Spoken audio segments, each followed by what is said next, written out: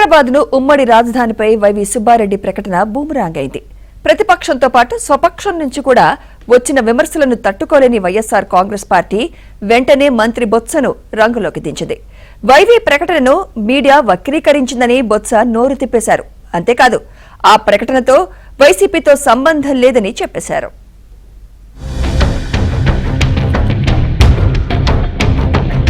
ఎన్నికల సమయంలో నేతలు మాట్లాడే మాటలు పార్టీలకు ఎంత ప్రమాదం తెస్తాయో తాజా ఘటనను ఉదాహరణగా తీసుకోవచ్చు. టీటీడీ మాజీ చైర్మన్ ముఖ్యమంత్రి బాబాయి వైవి సుబ్బారెడ్డి విశాఖపట్నంలో చేసిన ప్రకటన ఇప్పుడు వైసీపీని ఆత్మరక్షణలోకి నెట్టింది.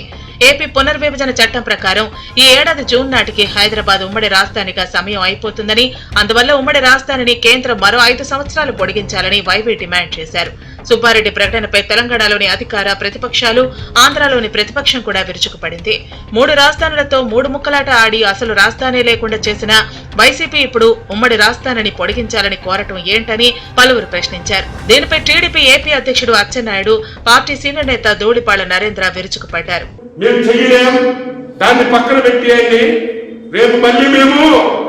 ఇంకొక 10 సంవత్సరాలు హైదరాబాద్ రాజధాని గురించి అడుగుతామని ప్రజల చెవుల్లో పువ్వులు పెడుతుంటే ఏమనాలి అంటే, ప్రజలని ఎంత అమాయకులుగా చూస్తున్నారు, ప్రజలని ఎంత పిచ్చివాళ్ళుగా చూస్తున్నారు. ఒక్కసారి విఘ్నులైనటువంటి 5 కోట్ల మంది ప్రజల ఎగ్జిక్యూటివ్ క్యాపిటల్ ఒక చోట, లెజిస్లేచర్ క్యాపిటల్ ఒక చోట, ఇంకో చోట జ్యుడిషియర్ క్యాపిటల్ అని 3 ముక్కలాట ఆడి చివరికి మళ్ళీ హైదరాబాద్కి వెళ్ళారు. అంటే వాళ్ళకు ఒకటి అర్థమైంది, అధికార పార్టీ నాయకులకు ఒకటి అర్థమైంది, ప్రజలు మనల్ని తొందరలోనే తన్నే రోజులున్నాయి, తరిమేసే రోజులున్నాయి. కాబట్టి హైదరాబాద్ క్యాపిటల్ అయితే వెళ్ళొచ్చు, మనం చక్కగా మన ఆస్తులు హైదరాబాద్లో ఉన్నాయి, మన ఆస్తులు బెంగళూరులో ఉన్నాయి, మనం వెళ్ళి తలదాచుకోవచ్చు, మన ఆస్తులు కాపాడుకోవచ్చు. మేము ఒకటే తెలియజేసేది, మీరు చేసిన పాపాలకి ఖచ్చితంగా మీరు ఎక్కడ దాక్కున్నా సరే లెక్క అప్పచెప్పడం ఖాయం. దీనితో తాజాగా డ్యామేజ్ కంట్రోల్ ఎక్సర్సైజ్ ను వైసీపీ ప్రారంభించింది. అమరావతి రాజధానిని సర్వనాశనం చేసి ఇప్పుడు ఉమ్మడి రాజధానిని పొడిగించాలని కోరటం ఏంటని వైసీపీలోని కొంతమంది నేతలు కూడా హైకమాండ్ వద్ద ప్రస్తావించారు. దీంతో వెంటనే విశాఖపట్నంలో ఉన్న మంత్రి బొత్స సత్యనారాయణను వైవి సుబ్బారెడ్డి ప్రకటనపై స్పందించాలని ఆదేశించారు.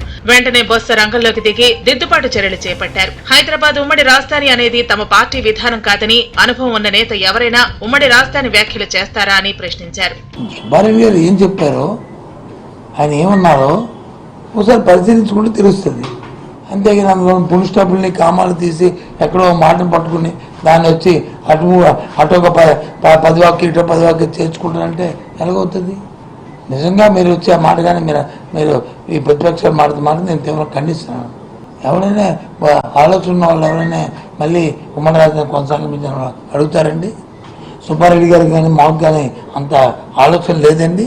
మా పార్టీ ఆలోచన విభజన చట్టంలో ఏ అంశాలు అయితే ఫుల్ఫిల్ అవ్వకుండా ఇంకా మేము ఉన్నాయో వాటిని మేము సాధించుకోవడమే మా కొత్తగా ఎన్నికవుతున్న రాజ్యసభ మెంబర్లు కానీ మా ప్రభుత్వం తాలూకా విధి, మా నిర్ణయం, మా బాధ్యత. మొత్తానికి ఎన్నికలకు ముందు సీఎం బాబాయి సుబ్బారెడ్డి ప్రకటన అమరావతి రైతులను మరోసారి అప్రమత్తం చేసింది. వైసీపీపై ప్రతిపక్షాలు, రైతులు, ఇతర ప్రజా సంఘాల్లో మరింత కసి పెంచింది.